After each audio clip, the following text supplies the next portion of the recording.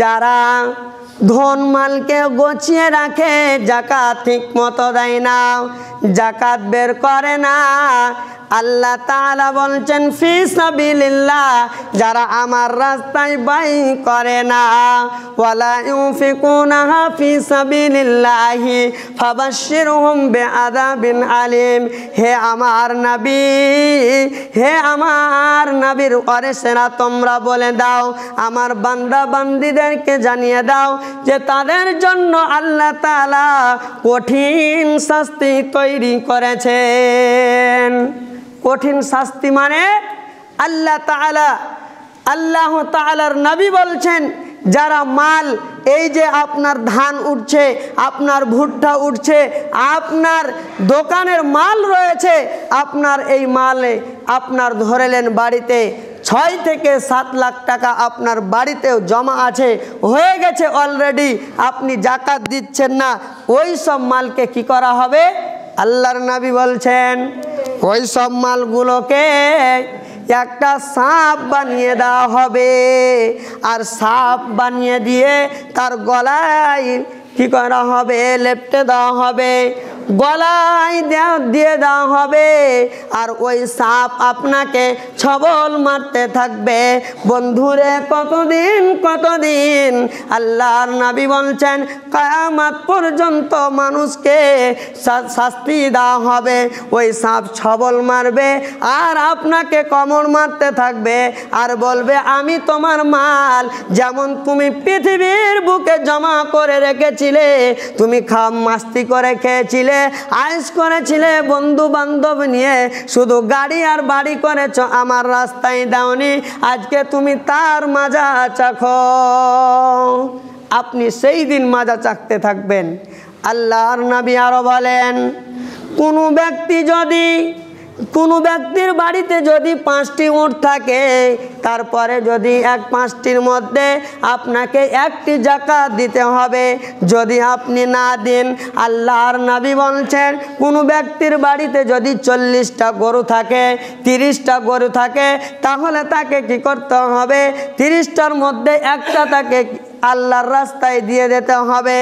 আর যদি 40টা ছাগল কিংবা ভেড়া হয়, তাহলে আপনাকে 1টা সেখান থেকে যাকাত দিতে হবে। বন্ধু আমার, যদি আপনি না দিই, আল্লাহর নবী কোয়ালিটি বলছেন, যারা গরু, মহিষ, উট, ছাগলের কুরবান যাকাত দেবে না, বের করবে না, এদের উপরে রোজ কিয়ামতের মাঠে 50,000 বছরের সমান একটা দিন হবে। সেই দিন আপনাকে সরজমিনে ফেলে দেওয়া হবে, দল দল বেঁধে আসবে, একদল উটের দল আসবে, আবার তারপরে আপনার গরুর দল আসবে, তারপরে আপনার ছাগলের দল আসবে। আপনাকে ছাগলেরা শিং দিয়ে মারতে থাকবে, আর উট গরু শিং দিয়ে মারতে থাকবে, উট আপনাকে খুর দিয়ে পিষতে থাকবে। কতদিন কিয়ামতের হিসাব যতদিন আপনার পালি না হবে, আপনাকে সেই দিন হিসাবের মাঠে 50,000 বছরের মাঠে এইরকম সরজমিনে ফেলে আপনাকে শাস্তি দিতে থাকবে। তারপরে আল্লাহর নবী বলছেন,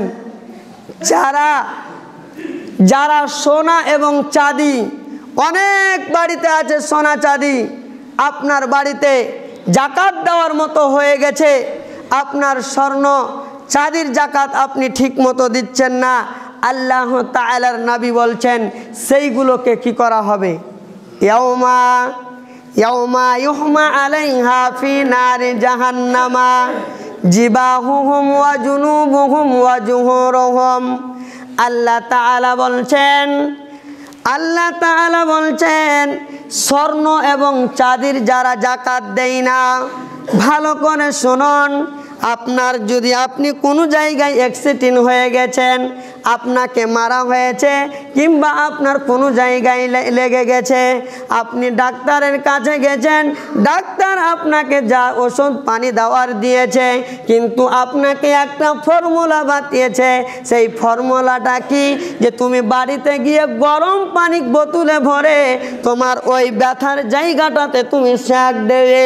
বন্ধু আমার, যতটা পারবে, ডাক্তার বলল যত দূর তুমি তার তাপমাত্রা তুমি যতটা সহ্য করতে পারবে সেরকমভাবে তোমার শরীরে সেই জায়গাটায় সেঁক দেবে। কিন্তু আল্লাহর নবী বলছেন শুধু সেই দিন তোমাকে বলা হবে না তুমি কতটা সহ্য করতে পারবে, যে জাহান্নামে ওই স্বর্ণ এবং চাঁদিগুলোকে অস্ত্র বানা হবে, আর ওই অস্ত্র বানিয়ে আগুনের মধ্যে গরম করে করে আপনার কপালে, আপনার পিছনে, আপনার সাইডে সমস্ত দিকে ফেরেশতারা, আল্লাহর ফেরেশতারা সেই জায়গাতে গরম করে করে আপনার শরীরে চিপকাতে থাকবে, লাগাতে থাকবে। অতএব আমাদেরকে আল্লাহর রাস্তায় জাকাত দিতে হবে। বাপজান আমার, ভাইজান আমার, যদি আমরা জাকাতকে অস্বীকার করি তাহলে এই কঠিন শাস্তি আল্লাহ তাআলা আমাদের উপরে তৈরি করে রেখেছেন।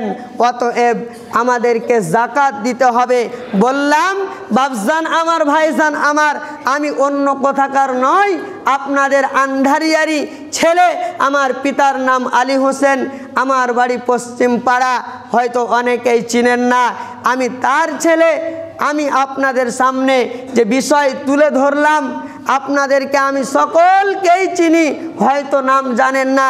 কেউ সম্পর্কে বাবা আছেন, কেউ দাদা আছেন, কেউ নানা আছেন, কেউ ভাই আছেন। সকল মানুষকে আমার আপনাদের উপরে আমার এটা আপনাদেরকে আহ্বান জানাচ্ছি আল্লাহর পক্ষ থেকে। আপনি যদি প্রকৃত মুমিন হতে চান তাহলে আপনি নেশা দ্রব্য পান করা ছেড়ে দেন। বাপজান আমার, আপনি ইমানের উপরে অটল থাকেন। আল্লাহর ফেরেশতা, আল্লাহর কিতাব, আল্লাহর ফেরেশতা সর্বসময় দুই কাঁধে আমার আপনার আছে। আপনি যেটা খারাপ কাজ করছেন সেটাও আপনার জন্য লিপিবদ্ধ করা হচ্ছে। আপনি যেটা খারাপ কাজ, আপনি যেটা নেকির কাজ করছেন সেটাও আপনার লিপিবদ্ধ করা হচ্ছে। অতএব আপনি যদি বিড়ি পান করেন, আপনি যদি নিশাদ্রব্য পান করেন, তাহলে আপনার 40 দিন ইবাদতই কবুল হলো না। তাহলে আমি আপনি কি করে রোজ কিয়ামতের মাঠে আল্লাহর কাছ থেকে পরিত্রাণ পাবো? ভাই বাপজান আমার, তাহলে আমাদেরকে প্রকৃত ইমানদার হতে হলে আল্লাহ তাআলা যে আদেশ করেছেন এই 5টি জিনিসের উপরে ঈমান এবং 5টি জিনিসের উপরে আমল, আল্লাহ তাআলা যেন আমাদের সকলকে করার তৌফিক দেন। বলেন আল্লাহুম্মা আমিন। আজকে আমি আপনাকে জানাতে চাই, যারা নিজেকে ইমানদার মনে করছেন, অনেক বাপ আছেন, আপনার মা আব্বা মরে গেল, 10 বছর হয়ে গেছে, মরা হয়ে গেল, আপনার আব্বা মা পৃথিবী থেকে বিদায় হয়ে গেছে, আপনার বোন সপ্তাহে 15 দিনে আপনার বাড়ি আসছে, 1 মাসে, আর এসে আপনার কাছে কাঁদছে, ভাই আমাকে জমির অংশ দাও, আপনি দিচ্ছেন না, আপনি ধমক দিচ্ছেন।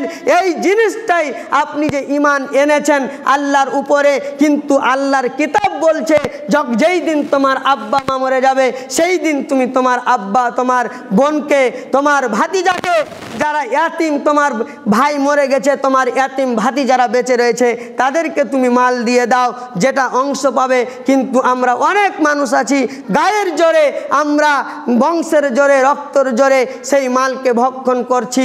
বোনকে আমরা ধমক দিচ্ছি যে আমার বাড়ি কি আর আসবি না, তুই কি আসা বন্ধ করে দিবি, যদি জমি নিয়ে নিবি তো আমার বাড়ি আসতে পাবি না। অনেক বাপ আছেন, ভাই আছেন, কিন্তু মান আমানা বিল্লাহ, আপনি যদি আল্লাহর উপরে ঈমান এনে থাকেন, আল্লাহর নবীর উপরে ঈমান এনে থাকেন, আল্লাহর ফেরেশতার উপরে ঈমান এনে থাকেন, তা আমি যেটা বললাম, ওয়াল ইয়াতামা ওয়াল মাসাকিন ওয়া ইবনাস সাবিল ওয়া আকামাস সালাহ ওয়া আতাজ যাকাত, আপনাকে এই জিনিসগুলোর উপরে অটল থাকতে হবে। যেটা যার পাওনা বোন পাবে, বোনকে দিয়ে দিতে হবে। যদি আপনি না দেন, আপনি ওই হারাম জিনিসকে মৃত্যুবরণ করেন। আল্লাহর নবী কোনো মানুষের যদি ঋণ থেকেছে তার জানাজা পড়ায়নি। কোনো মানুষের যদি মহাজন থেকে যে আপনি মৃত্যুবরণ করেন, আপনার বোন অংশ পাবে, আপনার কোনো ইমাম জানাজা পড়াতে যেতে পাবে না, কেননা আপনার ঋণ আছে যতক্ষণ পর্যন্ত আপনি না দিয়ে ফেলবেন। আর যদিও কেউ পড়িয়ে দেয়, আপনি জান্নাতে যাওয়া দূরের কথা, আপনাকে আল্লাহ শিকলি দিয়ে টেঙে রাখবে কতদিন পর্যন্ত, যতদিন আপনি অংশ আপনার ছেলে মেয়ে না দিয়ে দিচ্ছে। আমি বলতে চাই আপনাদেরকে, মান আমানা বিল্লাহ, আল্লাহর উপরে ঈমান এনে থাকলে আপনাকে এই 5টা জিনিস, ইয়াতিম, মিসকিন, অভাবী, দরিদ্র সকলকে ভালোবাসতে হবে। হে আল্লাহ, তুমি আমাদের সকলকেই, আমি যে ক্ষুদ্র জ্ঞানে কিছু কথা কোরআন ও হাদিসের কথা বললাম, হে আল্লাহ তুমি আমাদের সকলকে আমল করার তৌফিক দাও। বলেন আল্লাহুম্মা আমিন।